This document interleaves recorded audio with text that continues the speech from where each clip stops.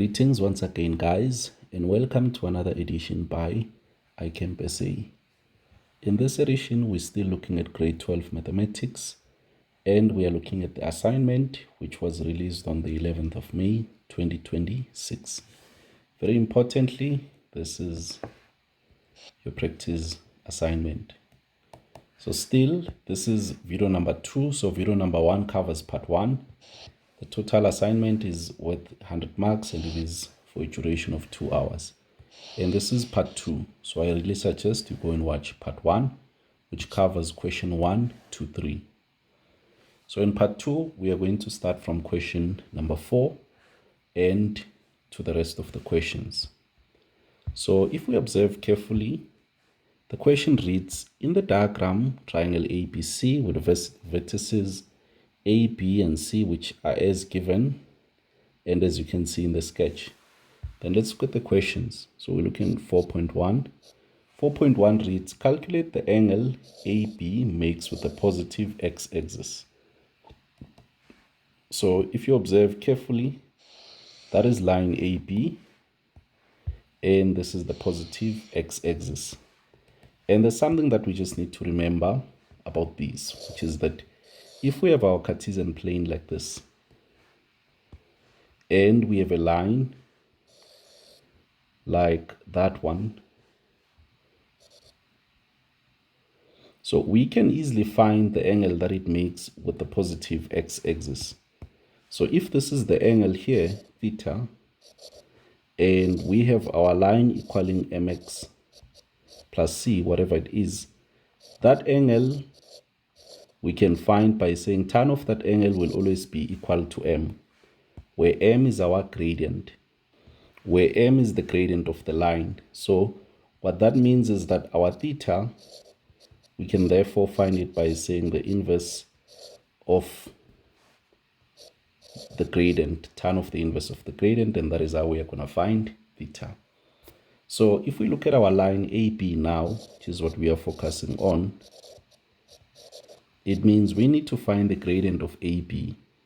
And that gradient of AB, we are just going to call it MAB. So the gradient of AB is just going to be given by change in y divided by change in x. And change in y, we are going to do y of b minus y of a divided by x of b minus x of a. Now, if you observe carefully, we're given the coordinates there. So if you look carefully at y of b, it is minus 1, but maybe let's quickly note the a and the b and the c here. So if you look carefully, we have a is minus 2 and 3, and then we have b to be minus 3 and minus 1.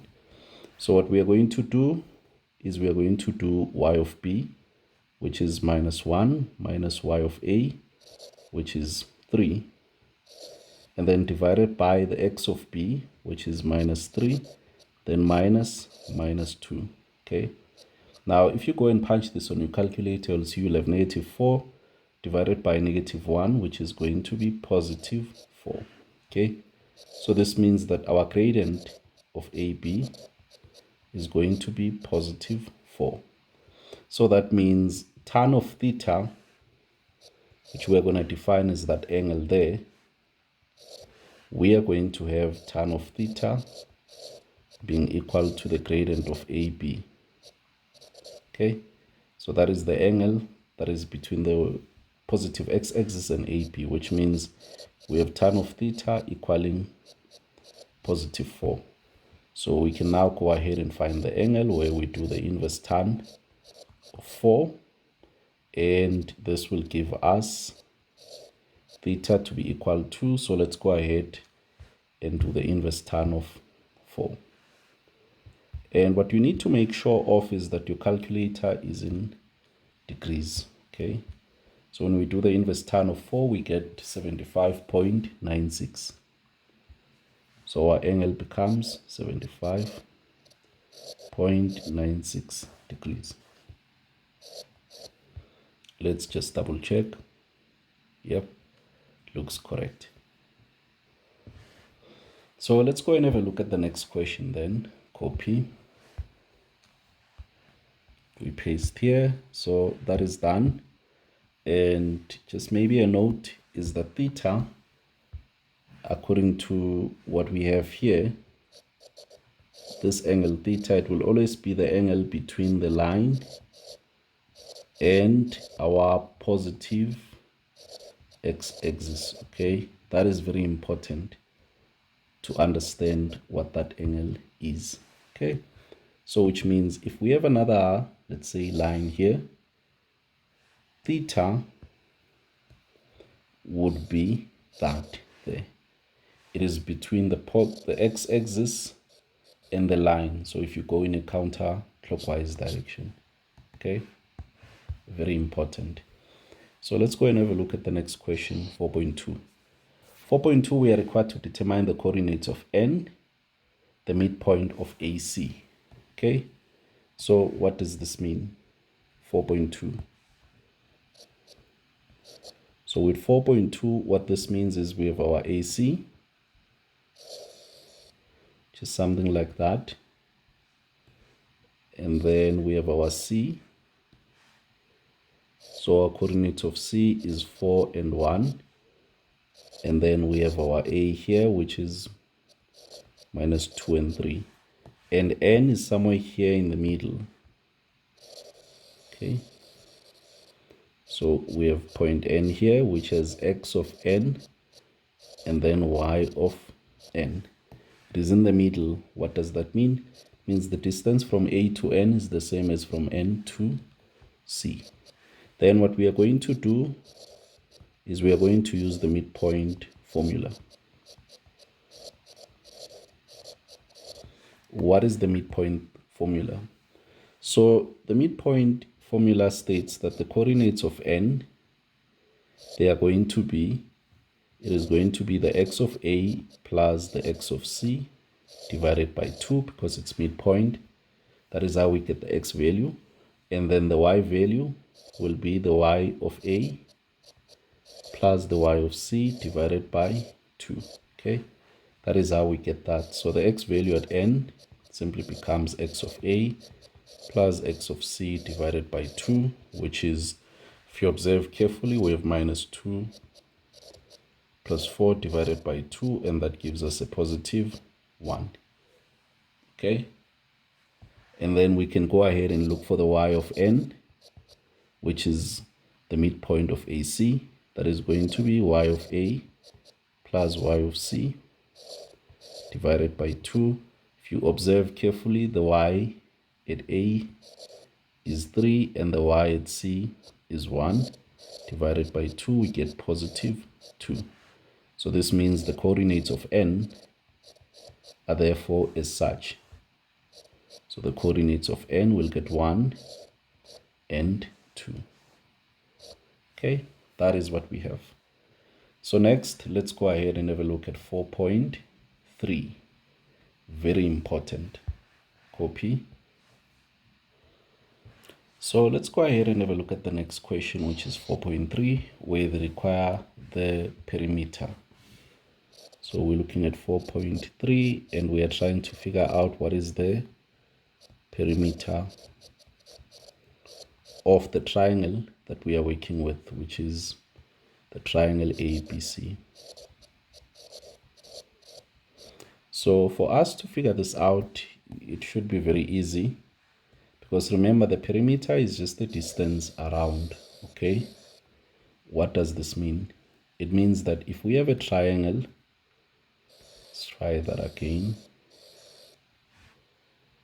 Yeah, if we have a triangle as an example like this one, and we have A, C, and then B, what we essentially need to do is to quickly find the length of AB, AC, and then BC, because what our perimeter is going to be,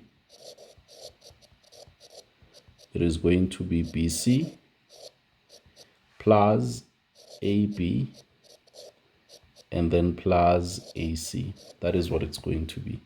So what we'll do is we'll add the side, and then we will also add the side, and then we also add the other side. That is what our perimeter will be. So what does this mean? It means that what we actually need, it is the distances. That is what we need. So let's go ahead and have a look at AB. So if we look at AB, it is going to be the square root of, just to write down the formula, x of b minus x of a all squared plus y of b minus y of a all squared. So our AB will therefore be equal to the square root of, now if you look at our b, that will be minus 3, then minus 2, that will end up being minus 2. Or maybe we can do it this way. So we'll have minus 3 minus, the x at a is minus 2. So we have minus 2 all squared plus, if you look at the y values, we have minus 1, minus 3, and this is all squared. Okay. And we can find our AB easily here. So if you do the calculation, you'll find your AB to be, so we're going to get our AB to be square root of 17. So this will be units. Okay. The next, let's go ahead and look at BC. So if we do BC, let's erase. So let's do BC. So that will just be the square root of, we'll do x of c minus x of b all squared plus y of c minus y of b all squared. Okay. So our BC is going to be the square root of, now if you observe carefully the x of c, you will see that we have a 4. So we have 4 minus the x of b, which is minus 3, all squared plus, let's go to the y. So the y of c is 1 minus the y of b, which is minus 1. Then all of that will be squared. And if you go and punch this on your calculator, let's create some space, what you will find will be, it will be square root of 53. And this is obviously units, whatever the units are. Okay, see, erase that. So this is units. And then next, what is left is the length AC. Okay, so if you look carefully, AC is going to be the square root of the x of c minus the x of a all squared plus the y of c minus the y of a all squared. So our AC is going to be square root of, if you observe carefully, c is 4. So we'll have 4 minus 2 all squared plus, and then the y at c is 1. So we're going to have 1 minus 3. And this is all squared. This will be equal to, 2 square root of 10 units. So let's see if we can make some space there. Units, like that. So that is what we end up finding. So let's create some space and then summarize our answer here. And what we are told is that we need to sum up our perimeter to the nearest whole number. So let's see. So this means our perimeter is going to be, we'll sum up what we have, which is our square root of 17, and then plus square root of 53, then plus 2 square root of 10. So if I sum these up, I'll just take the number or the nearest whole number. So let's go here. So what we are going to have is square root of 17 on your calculator, and then plus square root of 53, and then plus 2 square root of 10. Okay, so the answer which you get will be 17.72. Okay, so which means therefore we are going to say our perimeter is going to be, if we round to the nearest whole number there, this would be rounded up, so it's going to be 18 units. Okay, very important. So let's go ahead now and determine the last question. So the last question, 4.4, it requires us to determine an equation of the line parallel to AB and it passes through N. Okay, let's think of what is happening here. So remember that we were told that N is between A and C. So if you remember N, we found its coordinates to be 1 and 2. Okay, so I can actually plot the exact thing. So N 1 and 2. So N is here. Okay, so that is where N is at. So N is 1 and 2. And they are saying there's a line that is parallel to AB, but it passes through N. So essentially, it is a line like that one. Okay, it's parallel to AB, but it passes through N. So what do we need to do? We need to determine the equation of that line, 4.4. So we are told that the line is parallel to AB. Sorry, we are told the line is parallel to AB. What does it mean? If a line is parallel to AB, it means that the line has the same gradient as AB. Okay, that is what it means. So it means if we are now looking for the equation of the line, which we are just going to call y is mx plus c, then we are going to have y equals mx plus c. But what we have established is that, remember, the gradient of AB, we did find it before. We found the gradient of AB to be 4, if I remember. Yes, that is correct. So we found it to be 4. So this means our m is 4. So which means what we have here is y equals 4x plus c. Then the question is, what is c equal to? And how we are going to find c? We are going to use the coordinates of n, which are 1 and 2. So wherever you see y, we put in 2. Then wherever we see x, we put in 1. So this becomes 2 equals 4 plus 6. And then we can transpose. And when we transpose, you will see that we get our c to be -2. Okay, so this means the equation of the line will be y equals 4x minus 2. And this here should make your teacher to be very happy, because this is what they are looking for. Okay, I hope that this does make sense and you actually understand. So next, let's go to question number 5. Okay, so question number 5, we are required to determine the center and the radius of a circle with this equation. So let's go ahead and see 5.1. So we're given x squared plus y squared minus 6x plus 10y minus 15 equals 0. So what we are going to do here is we are going to do something that is called completing the square.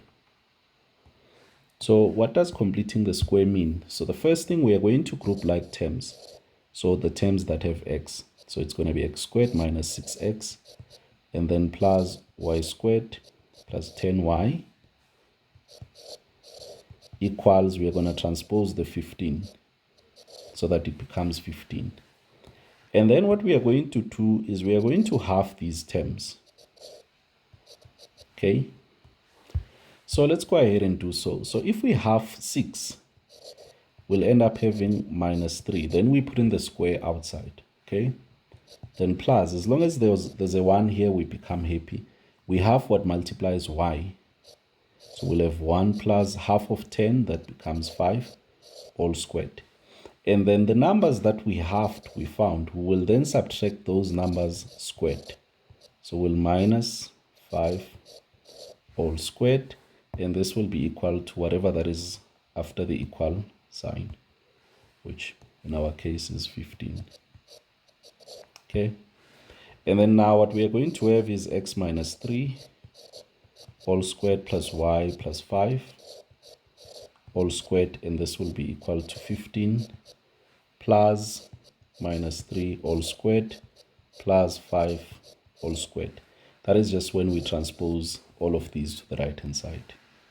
If we simplify, we'll have x minus 3 all squared plus y plus 5 all squared equals, it will be equal to 49.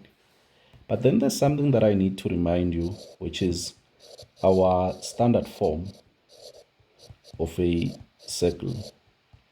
So the standard form of a circle looks as follows. You have x minus a all squared plus y minus b all squared equaling r squared, where our center we are going to read as a, b, those with the coordinates, and then your radius would be whatever that is squared there. That would be r. Okay, what I need you to take note of is if we have a negative here, if we have a minus here, then we easily read our center. Okay, this becomes the x coordinate and the y coordinate. So I'm going to take our equation now from what it is, which is that.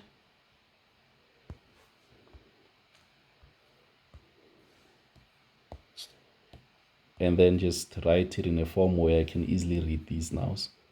So I'm going to have x minus 3 all squared and then plus. So for the y, I don't see any minus, so I'm going to have minus to make a plus all squared. And then the square root of 48, it is, if you go to your calculator and you say square root of 48, it is 7. But for us to get, 49, you must square that.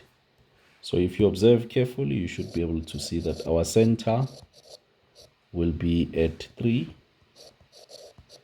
and minus 5, and our radius,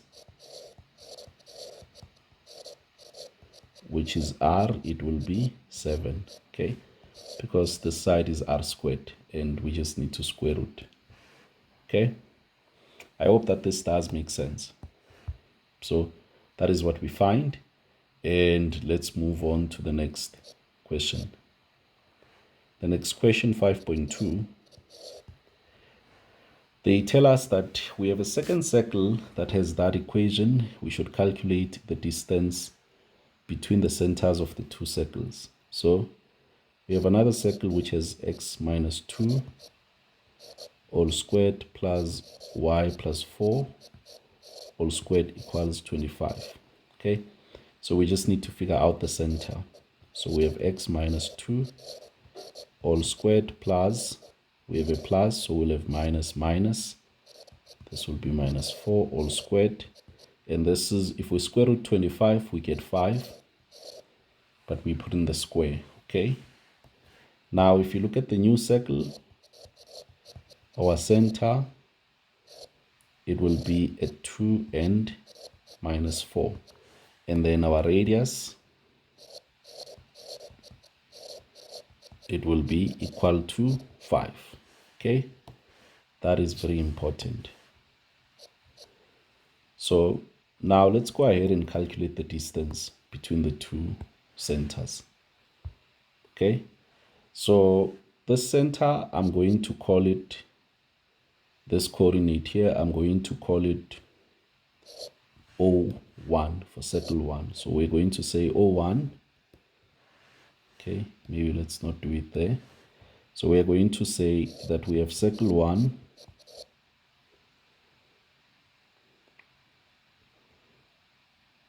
okay, yeah, let's call it C1. So circle 1. So the coordinates of C1, they are going to be 3 and minus 5, and then we are going to have the circle, the second one, circle 2, where we are going to call the coordinate C2, and that is where we have 2 and minus 4. So the distance we are looking for is we are looking for C1, C2, and we know the distance formula. The distance formula will be the square root of x of C2 minus x of C1 squared plus y of C2 minus y of C1 all squared, like that. So let's create some space on this page and see if we can squeeze this in here. Okay, let's squeeze this even more, push it up. Right, so let's go ahead and have a look at our distance, C1, C2. That will be the square root of, open bracket, so let's do the x's, x of C2, which is 2 minus 3, all squared plus the y's, it is minus 4, minus 5, all squared. So you'll see that the distance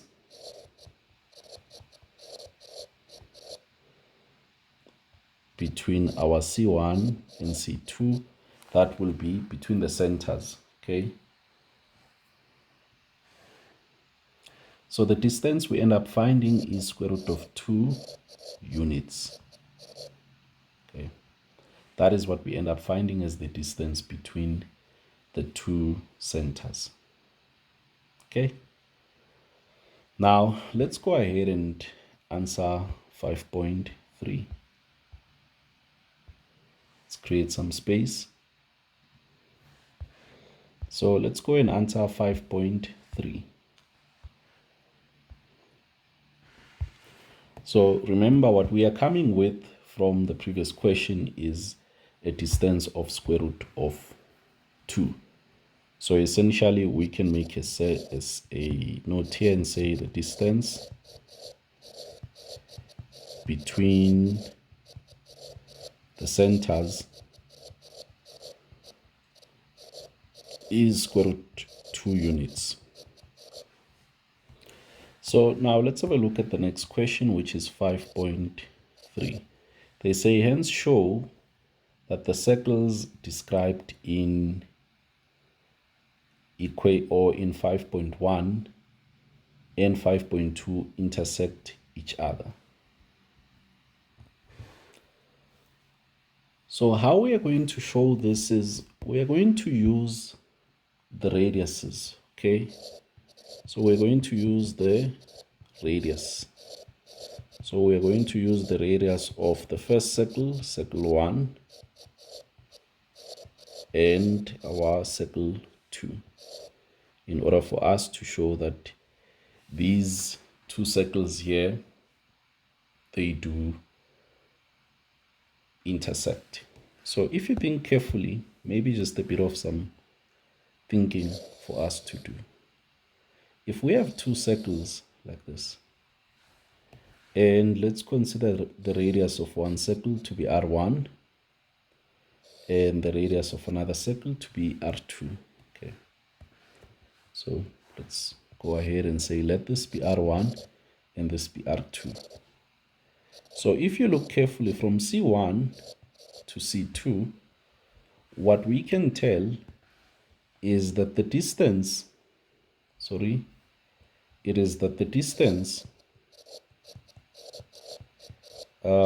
between C1 and C2 will be greater than, if you observe, if these two circles are apart, it will be greater than the sum of R1 plus R2. What does this mean? In such a case, it means that there is no intersection.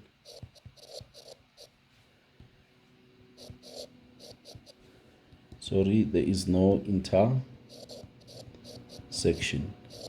So meaning if we calculate the distance and we find out it is greater than R1 plus R2, it means that these circles do not intersect. Okay? And then we can have another condition where they can touch one another. Okay.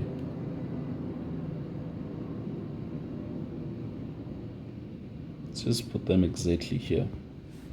What you should observe in such a case is that if you think of the distance between C1 and C2, think carefully. If the distance between C1 and C2 is just equal to R1 plus R2, when you do calculate it, then what this tells you is that the circles touch one another, not intersect. Okay? And then the last case, which is what we have here, which will describe our intersection, is this case here. So let's move this R1 like that. Let's move this one to somewhere there. Right. If we have a case where we now have something like this, where now if you think carefully, your distance between your C1 and C2, the two centers, where it becomes less than the sum of the radiuses. So where this becomes less than R1 plus R2, what this means is that we have a full intersection of the circles.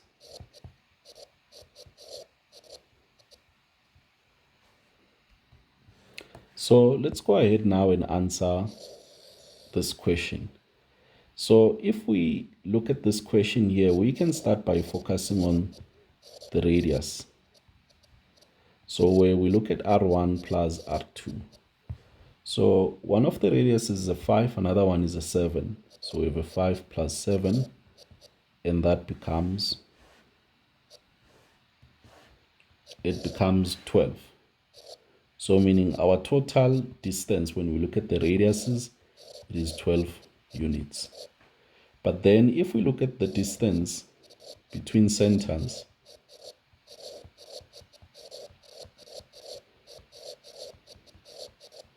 which we found, it was square root of 2.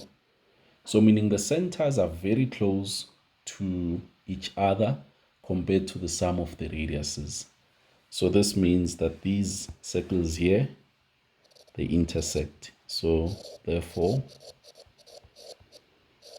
because if you observe carefully, you'll see that our distance C1, C2 is less than the sum of our radiuses. So we can therefore say that the two circles intersect. Okay. There's another case which I didn't cover where the other circle is actually inside the other one. Okay. We'll deal with that one later. So let's go ahead to the next page and finish up this question. So let's go ahead and finish up this question by looking at question 5.4. So we are required to show that these lines intersect along the line y equals x plus 5. Okay, so that is what we are required to show. So what we know is that if this is where they intersect, if we can substitute y to be equal to that, we should get the same x value. That is what we know. So that's one way we can show this, because remember we have two equations. So we have circle 1 where what we found was x minus 3 all squared, and then we found y plus 5 all squared, and that was equal to, was it the 1 of 7 squared? Yeah, and this was 7 squared. And then we worked with circle number 2, where what we have is x minus 2 all squared plus y plus 4 all squared, and that becomes 25, which is just the same as 5 squared. Okay. Now we are required to show that they intersect along that line, which is the line that is given there. So there's a couple of ways we can show this, but the approach I'm going to take is that what we are going to do is take this approach. So if we substitute y equals x plus 5 on both equations, what we should do is we should get the same x value when we solve. So that is how we are going to know that that equation is indeed true. We should get the same x value when we solve for it. So let's go ahead and start with our circle 1. Okay, let's copy that and see if what x value we will get, and then we will go and do the same with circle number 2. So what we have is x minus 3 all squared plus, wherever we see y, we are going to put x plus 5. So we have x plus 5 plus 5. Okay, and that becomes squared, and this equals 7 squared, which is 49. Okay, and then if we go ahead to the next page, we'll have x minus 3 all squared plus, if you observe carefully, so this should be plus 5 plus 5. Okay, so this will be it will be x plus 10. So we'll have x plus 10 all squared equals 49. And if we look at this carefully, we'll have x squared minus 6x plus 9 plus x squared plus 20x, plus 20x plus 100 equals 49. Okay, then we can group this as we want, so that we'll have 2x squared, and then minus 20, that will give us 14x, and then plus, if you look carefully, that will be 109 equals 49, and then we can transpose the 49 such that we end up with 2x squared plus 14x, 2x squared plus 14x minus, if you do look carefully, you'll have 109 minus 49, and that will end up giving you 60, and that will be 0. And what we are going to do is we are going to divide by 2. Okay, now if we go ahead and divide by 2, we'll end up having x squared plus 7x, and then plus 30, and this will be equal to 0. So we're looking for two numbers. When we multiply them, we get 30, but when we add them, we get 7. Let me look carefully. So this is the equation which we end up finding, and we really can't solve for x because these do not intersect on a point, but they intersect along a line. Okay, and that is one thing that we should be very careful of when we look at the statement that we actually made here.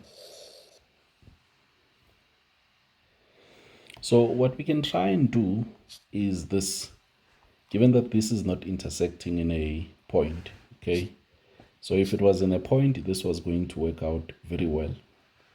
But what we can do now is we can just take the two equations of these circles, circle 1 and circle 2, and subtract them. Okay, that is what we are going to do. So let's have a look at, we'll do circle 1 minus circle 2. Okay, so if you observe carefully, what is going to happen is we'll have x minus 3 plus y plus 5 all squared minus, we'll have x minus 2 all squared plus y plus 4 all squared. And this will be equal to, let's quickly rectify that. This will be equal to 49 minus 25. Okay, and this we can expand however way which we want, but we can also just use the difference of two squares if we want, because we are going to have x minus 3 all squared minus x minus 2 all squared plus y plus 5 all squared minus y plus 4 all squared, and this is equal to, let's have a look at 49 minus 25. That becomes 24. Now, if you think of what happens in the first bracket, we are going to have x minus 3 minus 2 plus 2 times, we're going to have x minus 3 and then plus, if you observe carefully, x minus 2. Okay, done with that, and then plus the second bracket. Let's create some space.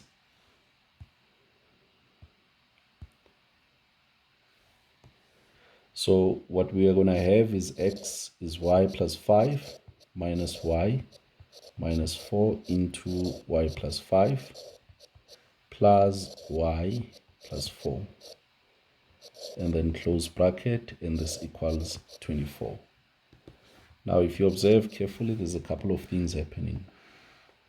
So the x's here will cancel, and if you look carefully, the y's even here will cancel. So that means on the first one, what we are left with is just minus 1 times, if you observe carefully, it is 2x minus 5. Okay, and then plus, if you observe carefully, we have 5 minus 4, which is going to give us 1, into, we have 2y, so we have 2y plus 5 plus 4, that becomes 9. Okay, 9 like that, and that is what we have, and this will be equal to 24. So what we need to do now is you just solve for y. Okay, so let's go ahead and quickly rearrange that equation. You'll see that we have minus 2x plus 5 and then plus 2y plus 9 equals 24. So we can transpose everything so that we are left with 2y equals 24, and then plus 2x minus 9 and minus 5. Okay, so that we get our 2y to be equal to 2x.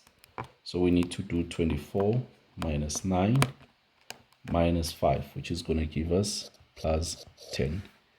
Now remember, we just need to divide everything by 2. So we have 2y equals 2x plus 10, and then we can divide both sides by 2. Divide by 2, divide by 2, and we find our y value to be equal to, if you look carefully, x plus 5. Okay, that is how we get that x plus 5. You just do circle 1 minus circle number 2. Okay, I hope that it does make sense.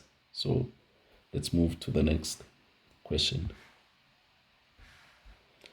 And the next question has to do with derivatives. So the first one. So let's take this and just move it to this page. Right. Let's have a look at the first one here. We are supposed to use the definition to differentiate that. And very importantly, they do tell us in brackets that the definition is first principles. So let's go ahead and look at this one. We are using first principles. So let's go ahead. So the function we're given is f of x, which is 1 minus 3x squared. So we are supposed to differentiate using first principles, which is just the derivative. We define the limit as h approaches 0 of f of x plus h minus f of x, and all of this is divided by h. Okay. So what I'm going to do is define f of x plus h, which is just 1 minus 3 into, wherever I see x, I need to put x plus h, all squared. If we expand, we get 1 minus 3 into, if we expand that, we get x squared plus 2hx, and then plus h squared. Let's create some space, plus h squared like that one. So meaning that our f of x plus h is essentially 1 minus 3x squared minus 6hx, and then minus 3h squared. Okay, so now we can go ahead and put that into our definition, which will be the limit as h approaches 0. Our f of x plus h is 1 minus 3x squared minus 6hx minus 3h squared, and then minus our actual function, which is 1 minus 3x squared. And all of this is divided by h. Okay, so let's go ahead. Our derivative, define our limit as h approaches 0. Still going to have 1 minus 3x squared minus 6hx minus 3h squared. Then we're going to have minus 1 plus 3x squared when you distribute the negative. Okay, then what you will see is that there's terms that are going to cancel. So this term and that term, they are going to subtract and give us 0. And this term and that term, they are going to cancel. So what does this mean? It means that our derivative will now therefore be the limit as h approaches 0 of, if you look carefully, negative 6hx minus 3h squared. And this will be divided by h. And if you observe carefully, we can now factor out the h. Okay, so we'll have the limit as h approaches 0 of, on the numerator, if you pull out the h, you are left with minus 6x and then minus 3h. And this is divided by the h that we have here. And guess what? This h and this h will cancel, which then leaves us with our derivative to be equal to the limit as h approaches 0. And we become happy once we no longer have a division by h. Okay, x and then minus 3h. Because now we can just put in the h is 0. So we have minus 6x minus 3 times 0. So this means our derivative from first principle of this problem is simply minus 6x. And your teacher would be very happy and proud of you for getting here. Okay, so that there becomes our answer. So I hope that this does make sense. With that said, let's go and have a look at the next question. Let's copy and go to the next page. Okay, we can even start this problem here, 6.2. Let's go ahead and do that. 6.2. So 6.2, we are given, we are required to find dy dx. Okay, so essentially all what we are required to find is the derivative. In other words, derive. Okay, and what we are going to do is we are going to use the power rule. But before we go there, let's have a look at this y. So this y is given by 1 plus the square root of x whole squared. When you expand this, you'll see that you have 1 plus square root of x times 1 plus square root of x. So if you do the foiling, you will see that you'll have 1 plus 2 times square root of x plus x. Okay, once you do your multiplication. Now what we need to do is to write this in another way. So we have 1 plus square root. We know it's the same as x to the power of a half. Okay, like that. And then whenever you have x, it is just to the power of 1. So we have x to the power of 1. So now I need you to remember the power rule. So with the power rule, I need you to remember two things. That if we derive c, where c is a constant, the answer becomes 0. And if we derive, as an example, x to the power of n, that becomes n times x to the n minus 1. Okay, where c here, for us to get a 0, that would just be a number, or others would call it a constant. Okay, this is very important for us to ensure that we do understand, because that is exactly what we are going to use now. Okay, so let's go ahead and use that. So now if we have dy dx, it means I'm going to have dx of 1 plus d dx of 2x to the half, and then plus d dx of x. Okay, so this means that our answer is going to be 0 plus 2 times, we drop the exponent, which is a half, and then we times x. We minus 1 from the half, we get negative a half. Then the other one, we have a 1, we drop the 1, and then you will now have x to the, you minus 1 on the 1, you get 0. Okay, so this means our final answer is going to be, let's create some space. Let's make even more.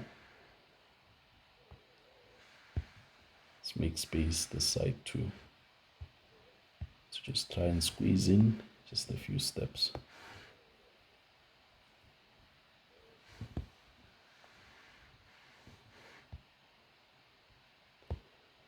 Okay, so if you observe carefully, you'll see that our dy dx is as good as done. So therefore, what we are looking for, which is our dy dx, it will be equal to, we have a 0, and then the 2 and the 2, they cancel. X to the power of negative a half is the same as, 1 over x to the half, which is just the same as 1 over square root of x, and then plus 1. Okay, so that is what our final answer becomes. I hope that this does make sense. Let's go to the next page and have a look at 6.3.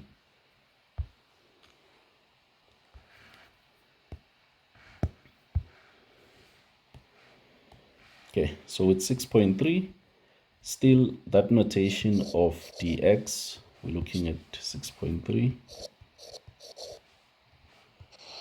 So this notation here of dx, all what it means is derive with respect to x. Okay, so I'm going to look at that expression that is inside, and I'm going to call it y.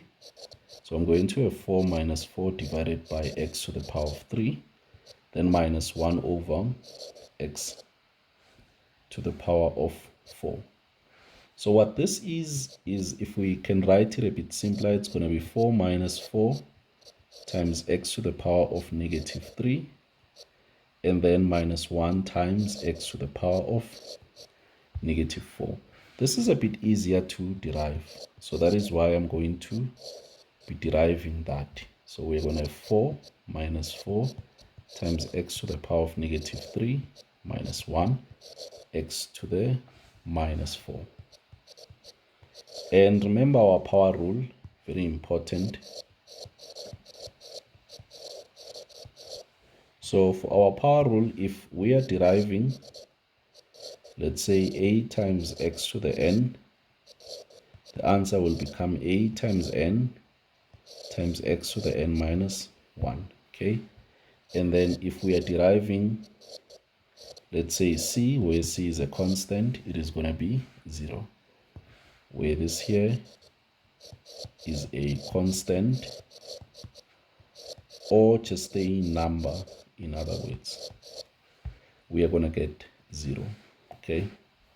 So this means when we actually do our derivation, let's copy this to here. When we do our derivation, we are going to get 0 and then minus 4 times minus 3, then x to the power of minus 3 minus 1, we get minus 4, then minus 1 times minus 4, then x minus 4 minus 1, we get minus 5, okay? So the answer we get is negative 4 by negative 3, that becomes 12, x to the negative 4, and then plus 4 times x to the negative 5. And with the negatives, we can just bring them on the denominator such that we end up having 12 over x to the power of 4 plus 4 divided by x to the power of 5. And what we have here becomes our answer. So I hope that this does make some sense and it actually gives you an appreciation or just a quick revision in doing derivatives. Okay? This is all what you are expected to do for question 6. Let's move on to the next question. And that is question 7. So let's have a look at question 7. So question 7 requires us to write the x-intercepts of G. So let's go ahead and look at 7.1. So we are required to figure out what are the x-intercepts. So what we know about the x-intercepts is that you should set y to be 0. And for our problem, our y is x minus 6 times x minus 3 times x plus 2. So if we set y to be 0, it means we have x minus 6. So it means we have x minus 6 times x minus 3 times x plus 2. So this means we have x minus 6 equals 0, or we have x minus 3 equals 0, or we have x plus 2 equaling 0. So when you solve for x, you get x is 6, x is 3, or x is minus 2. So these here become our x-intercepts. So if we want to write them in coordinates point or in coordinate form, we can write them as follows. So for the x-intercepts, we are going to have 1 at 6 and 0. Then we are going to have 1 at 3 and 0. And we are going to have another one at minus 2 and 0. Okay, done with that. Now let's go to 7.2. 7.2, we are required to determine the turning points of G. Okay, let's go ahead and have a look at that. So we're looking for the turning points of our graph G. So for the turning points, we need our equation to be in standard form.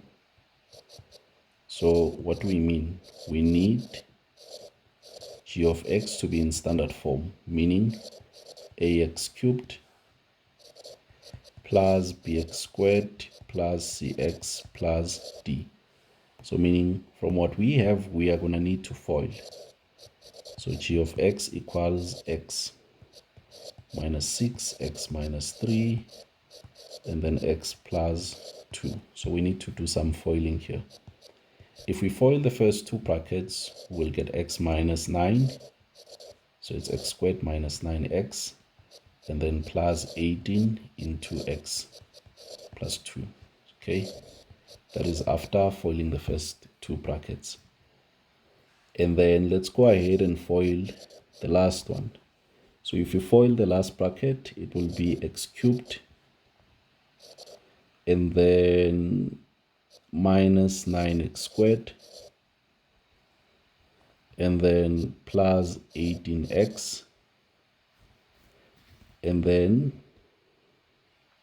multiplying by 2, it becomes plus 2x squared, and then multiplying by 2, it becomes minus 18x.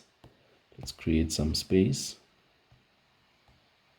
All what I'm doing is I'm just foiling these brackets. Then 18 by 2, that becomes 36. Okay, so let's go ahead and wrap up our g of x. So our g of x will be x cubed. If you look carefully, you have a 9 and a 2, so that becomes minus 7x squared. And then you have 18 and 18. So are they going to add up to 0? Let me double check. So x is that, and then 2 times that, yeah? And then plus 36. So now that we have the expanded form, we need to ask ourselves an important question, which is how do we get the turning point? So how we are going to get the turning point is by finding the derivative, equate it to 0, then solve for x values. Okay, so let's go ahead and find the derivative using the power rule. So we can see we have a 3, so the 3 is going to go down such that we have 3x squared. Then we have an x squared, the 2 is going to go down, making it to be a 14x. Okay, then the constant is going to be 0. And what we need to do is equate this to 0 and then solve for x. Okay, so if we equate this to 0, we have 3x squared minus 14x equals, so it equals to 0. Then if you look carefully, you can factor out a common factor of x, and then you have 3x minus 14. Then you'll see that you either have x equals 0 or you have 3x minus 14 equals 0. So you'll either have your x equals 0, or if you look carefully, you'll have your x equal 14 divided by 3. Okay, so these are the x values of the turning points. We need to go and find the y values of these turning points. So let's go ahead and find the y values of our turning point. So here we're finding the x values of our turning points. Okay. But for us to find the y values, we just need to substitute. So we need to do g of 0. So which means we'll just have x, not x, but 0. 0 cubed minus 7 into 0 squared plus 36, which becomes 36. So it means one of the turning points will be at 0 and 36. Okay. Now let's create some space and find where the other turning point will be at. So the other turning point, we need to do g of 14 over 3. So that is going to be 14 over 3 cubed minus 7 into 14 over 3 squared, and then plus 36. So this will be equal to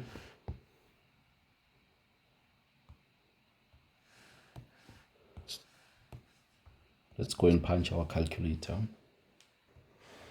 So the turning point we're getting is negative 400 divided by 27. So we can therefore say the other turning point is at 14 over 3 into negative 400 divided by 27. Okay, we can leave it like that. Or alternatively, we can just punch this and make it to be decimals. Okay, so we have 14 over 3, which is just 4.66 or 4.67. Then let's do 400 divided by 27, and that is just 14.81. Okay, that is what we have. So with this in mind, we are now in a position where we can go ahead and plot our graph. So we're looking at 7.3 3.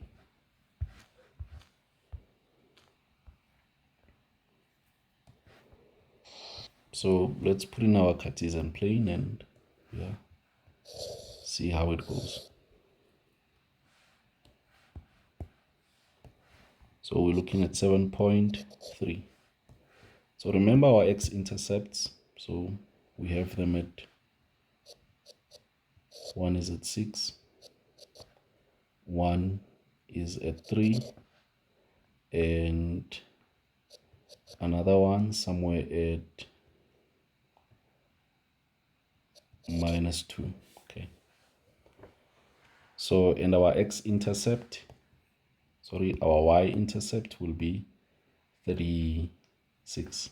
So we just need to cross here and have our 36.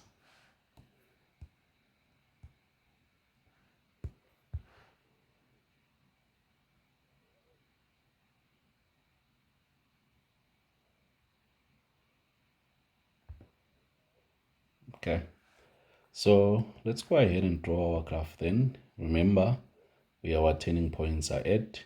So one of them is at 0 and 36. And coincidentally 36, that is where we have our y-intercept. So let's go ahead. So our graph is going to be something like this. Then we go down. Then we go up again. Okay, like that. Let's try it again. Something like this. And then goes up again like that. So that is how our graph is going to be. Okay. And we just need to indicate our turning points. So we have our turning point at 0 and 36 here. And the other one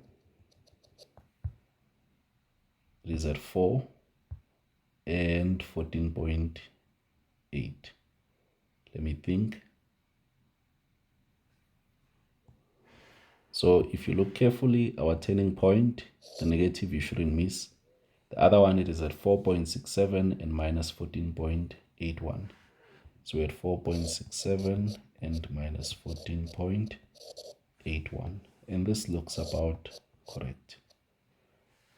Okay, and that is what we have. So we can indicate all these points, minus 2 and 0, and 3 and 0, then 6 and 0. If you want, you can go ahead and find the point of inflection, but yeah, we're not required to do so here. So that is 7.3. Now, let's think carefully of what is happening here. So let's go to the next question, 7.4. So in 7.4, we are asked for which x values is our graph times the derivative less than 0. Now, let's think of this very carefully. So what we are looking at here is our graph times our slope. So if you think carefully, if I can draw the slopes. So if you think carefully, our graph is going to be, if we draw a slope here, this is going to be a positive slope. But our graph is negative. Okay. So meaning for the same x value, we'll get a slope that will be positive, but the actual graph will be negative. If we go up here, our slope and our graph, they are positive. Okay, but when they multiply here, they will be negative. And if we go here, you will see that our slope will be negative, but our graph will be positive.